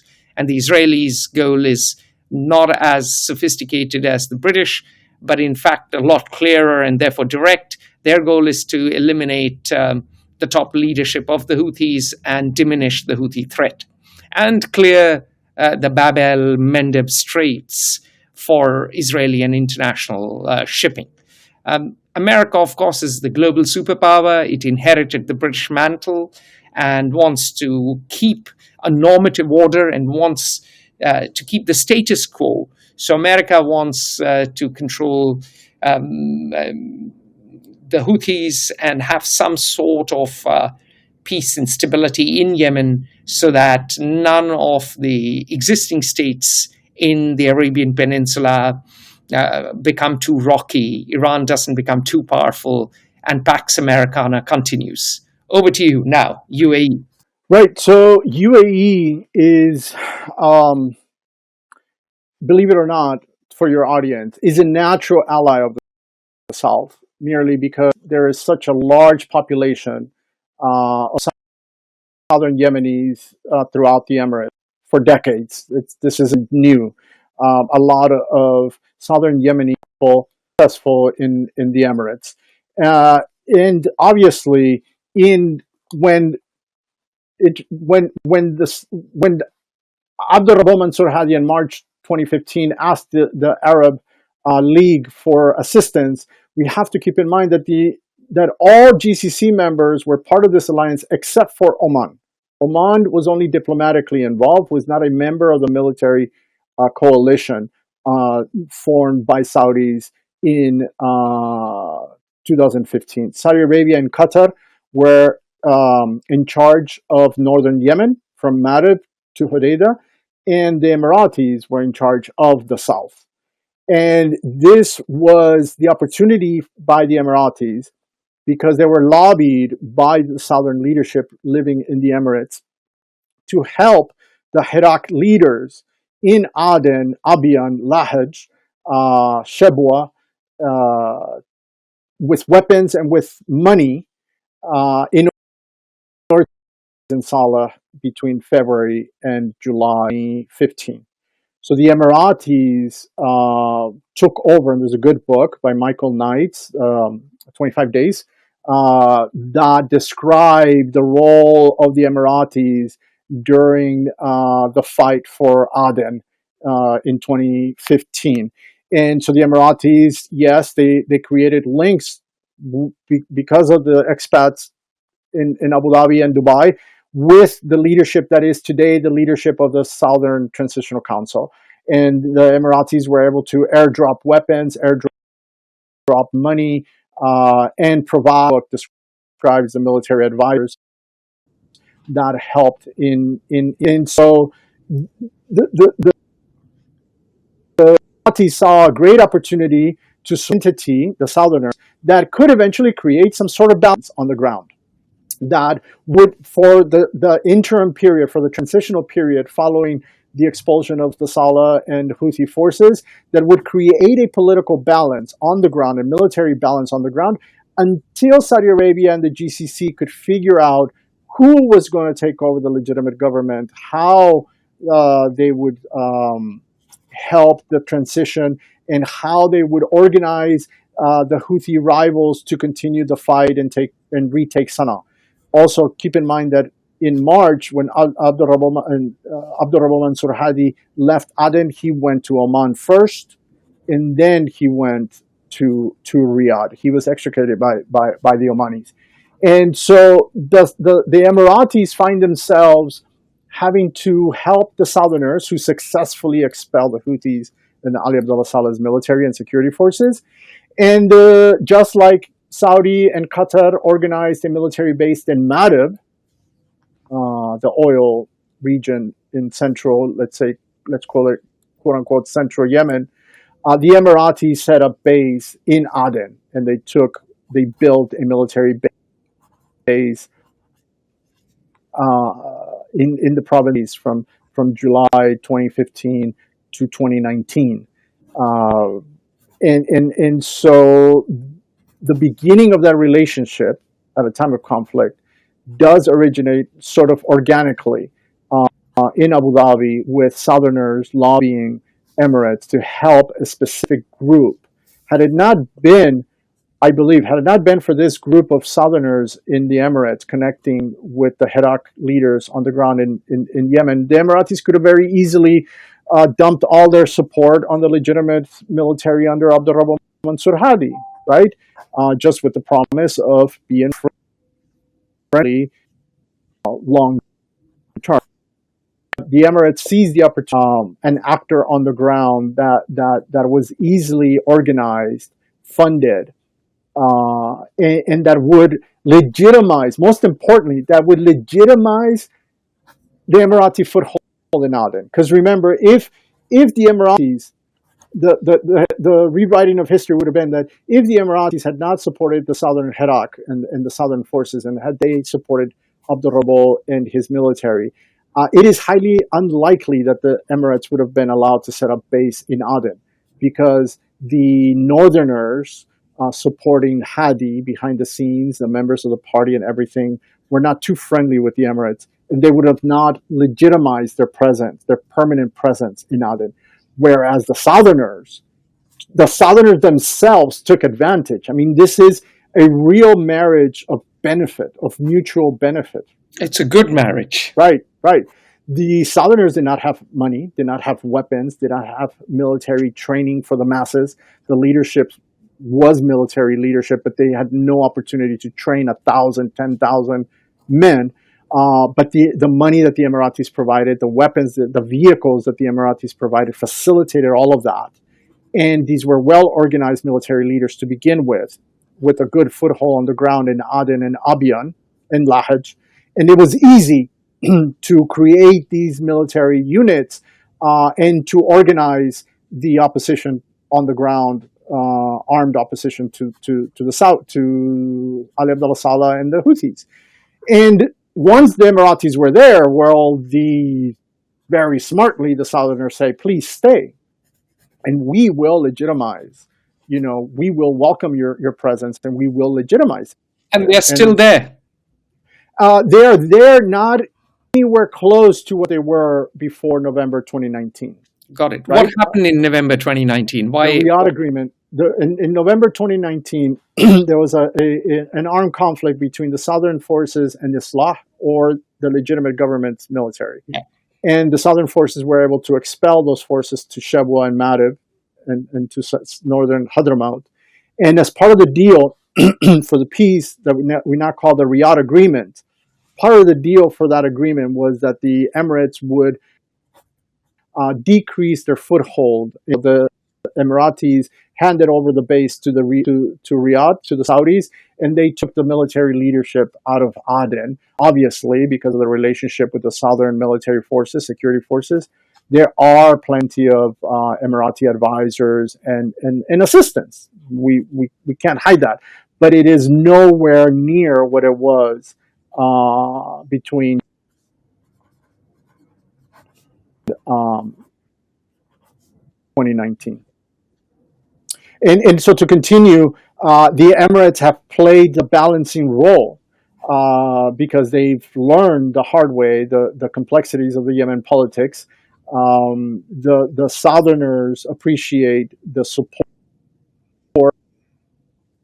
the diplomatic legitimacy given by, and they're not about to drop anytime soon, because there literally is no way for the SDC, for the Southerners, for Herat to generate income from anywhere in the South, because they don't control the economy. They don't control any sector of the economy. They don't control taxation. They don't control the ports. It is still all under the legitimate government of Yemen. The negative aspects of this are the obvious issues: the tensions between Saudi and the Emirates, because of the politics of the GCC, the political diplomatic struggles over hegemony in the region, and so we see Emir bin Zayed and Crown Prince Mohammed bin Salman continuously meeting, which is good for the ops to decrease the tension between the two. They both see eye to eye in countering the Houthis as the main threat, but they obviously differ in their approach on how they would face the Houthis. Let's keep in mind that UAE has economic links with Iran, and it would be devastating for the Emirates to lose the market in Iran, and so that plays into the relationship. Let's remember that in 2022, was it 2022, the Beijing meeting between Saudi and or 2023, the meeting, signing of the agreement between Saudi Arabia and Iran in Beijing.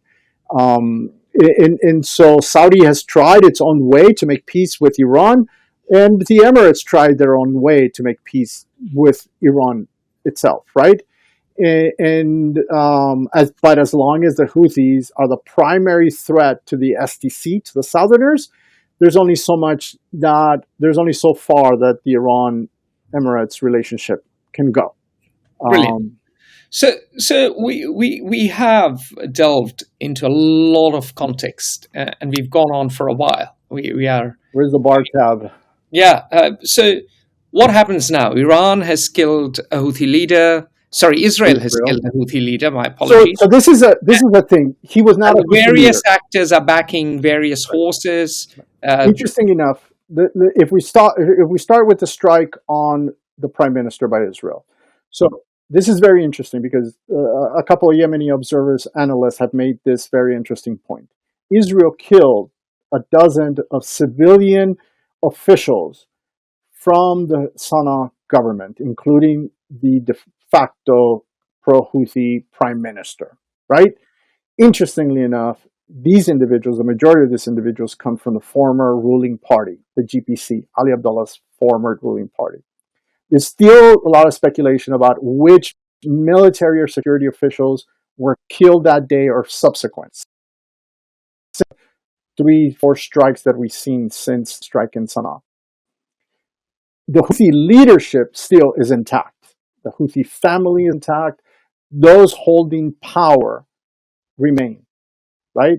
So this is why, going back to the beginning of our conversation and the whole collective punishment, Israel has indiscriminately punished the Yemeni population and literally done nothing to hurt or to damage the Houthi command and control and real leadership. What this airstrike did, interestingly enough, pointed out by Yemenis, with this airstrike killing the prime minister, what it did do for the Houthis was give the Houthis an opportunity to strengthen their hold in the government, right? The optics, the administration, the institutions, and bring in Houthi hardliners into the government.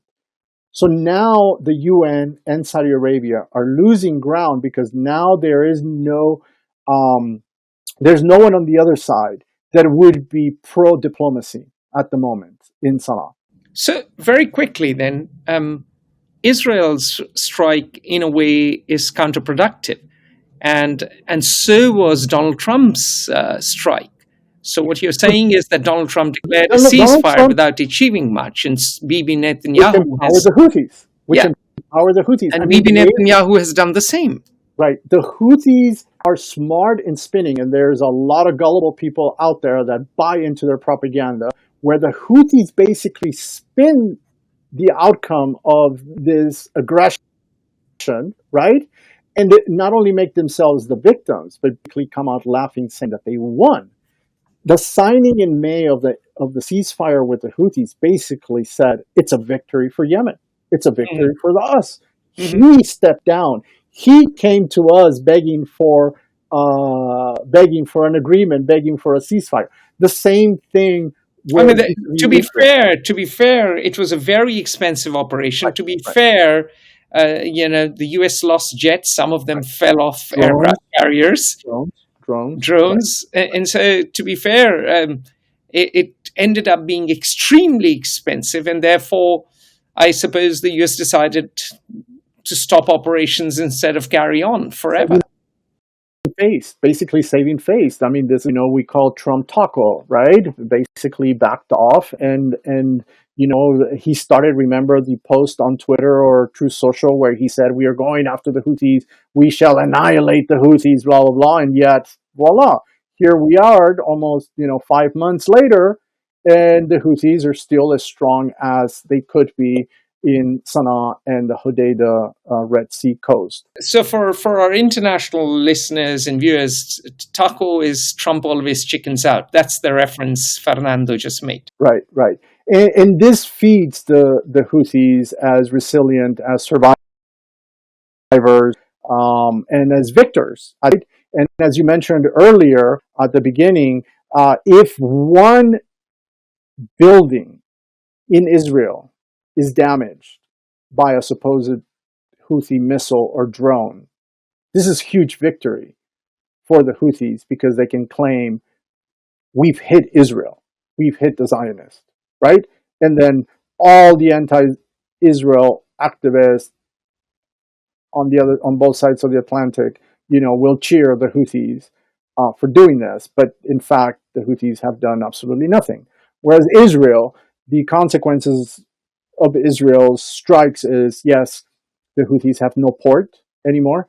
The Houthis have no economic and no revenue for financial revenues because the Israelis have blown up the oil company. And that is the primary way where the Houthis were making money. The Israelis have destroyed institutions, buildings. Basically, what we see, the images that we see in Gaza, that's what we could see somewhere in Sana'a, where the Israelis just indiscriminately bomb buildings. And again, Sana'a is not New York. It is not even Gaza with these, iron-made buildings. These are very, very fragile, traditional brick buildings throughout the city, right? The villas may be out of cement and stone, but the bulk of Sana'a, what's being hit, is traditional construction. And so you bomb one building down the block, 2-3 other buildings are instantly damaged because they're 200, 300, 400 years old. And this is where an entire family lives. And so this is why, I bring out the collective punishments. You tried to kill an official a mile away, but you damage people's homes in the old city because they're damaged from floods, they're damaged from the rain, from constant bombing since 2015. So to close this discussion, the strikes by Bibi Netanyahu will continue. The strikes by the Israeli Defense Forces seem to be well on way and will continue. The Houthis will continue to become more powerful because they are the resisting guerrilla force in power, and the people in Sana'a and in North Yemen will continue to suffer. Is that the upshot? Unfortunately, yes. The most unfortunate fact here is that from a rational approach, when you see an enemy being weakened or threatened by escalation, you would step in to try to force terms, basically, right? You would step in diplomatically and say, hey, guys, come on, let's sit down and talk. Let's do this. That has not happened.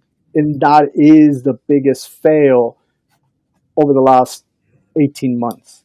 That diplomacy has failed, whether it's from the UN, Saudi, Emirates, US, Britain, in order to bring the Houthis to the negotiating table. Keep this in mind. Earlier, we were talking about the role of Iran. The Houthis had not attacked any ships between early December and May of this year. They had not attacked them. Interestingly enough, they had not done so.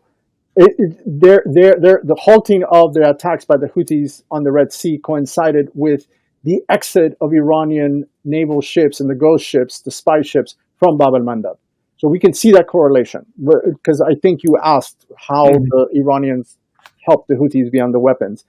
So in those ships were vital for the Houthis because there is evidence that they were providing targeting intelligence to the Houthis on the ships, whether they were military or civilian. So Operation Rough Rider empowered the Houthis.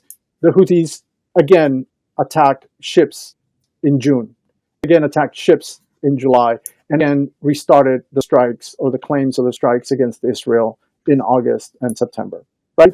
So you've lost that window of opportunity to force the Houthis to sit at the table and try to come to an agreement that A, de-escalates the conflict, B, begins to provide economic relief across Yemen. Keep in mind, the Houthis have detained UN and diplomatic Yemeni nationals working for the UN or NGOs since June of last year. Just recently, they took over another UN agency in Sana'a and one in Hodeidah. The economy in Yemen continues to collapse, and this is because the UN has not received any funding from international donors since 2022. Minimal aid, where the UN has asked for $4.3 billion since 2022, and only receives $1 billion each year from donors. Fernando, Sudan, South Sudan, the Democratic Republic of Congo, much of Africa is facing a lot of turmoil. So perhaps we are seeing donor fatigue. Exactly. And Yemen Ukraine. is Ukraine. Exactly. Right. Absolutely. And there'll be demands for Gaza aid as Absolutely. well. But the point is that in closing the conversation here, the conflict is set to continue. The people are likely to suffer, and diplomacy so far has failed completely. Correct, and it's unfortunate because at this point, I know the line "military solution is not the solution" just continues to gain momentum, continues to gain in support. But the reality is that when there was opportunity for a military, November 2018, the UN and the UK stopped that military operation against the Houthis in Hodeidah. And if we see the history from December 2018 till now, that was a precursor to the Houthi threats to the Red Sea. There is no other way to dance around it. So maybe there could have been a military solution then. There could have been. Not now. That ship has sailed. I believe so, because nobody is willing. The Yemeni rivals to the Houthis are so fragmented that nobody is willing to bet on any one of those actors and fund and arm with the weapons needed. I mean, if you're going to fight the Houthis, you need missiles and drones, and nobody is about to give any of the rival government missiles and drones anytime soon. The status quo, unfortunately, pleases everyone around, because the cost is stable, right? It's predictable, the cost. But unfortunately, the reality is that the longer the Houthis are in power in Sana'a, the stronger they get, the more well-rooted they are, the more dissent they get rid of, right? The more opposition they eliminate. They literally eliminated the GPC, the Congress Party, literally have eliminated it thanks to Israel by killing these 12 leaders. And so the longer it takes, the 28 million Yemenis don't want to be ruled by the Houthis. Any progressive activist that you hear claiming that the Houthis are the organic leaders in Yemen are just delusional. And they've never been to Yemen. They probably don't speak Arabic. They don't know any Yemenis other than the pro-Houthi propagandists that, feed them these ideas. But if you go to Yemen, Yemenis living in Sana'a are tired of the Houthis because Houthis are in revolutionary mode. They are not interested in governing. They're not interested in providing sewage relief, water, gas, electricity. They're not interested in governing. They are in revolutionary mode. And this could take another decade for them. And in the meantime, there is no UN humanitarian aid going to the 2 million people living in Sana'a. The market, a lot of progressives use images of Sana'a markets full of items, full of products, rice, beans, vegetables, everything. And then you talk to a handful of people living in Sana'a, and they're like, yeah, there's food, but we don't have the money to buy it. So what good is it? And so, all of these are problems. And the Houthis, I studied Zaidi. That was my research focus since I started grad school 25 years ago. And I understand it, and I've studied it. And the Houthi version of Zaydiya is not the solution to Yemen's problems.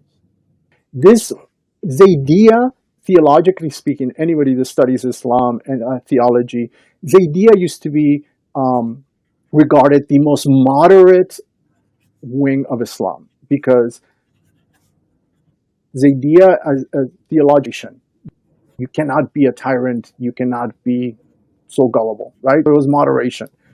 And the Houthis do not comprehend that theology. The Houthis do not comprehend moderation because they're interested in survival. They're interested in their revolution. And as a consequence, 20 million people under their control suffer, and the other 8 million people are constantly threatened by the Houthis because the South cannot export oil for revenue, for state revenue, because the Houthis have threatened to bomb those oil wells or to attack the oil tankers leaving the ports in the South.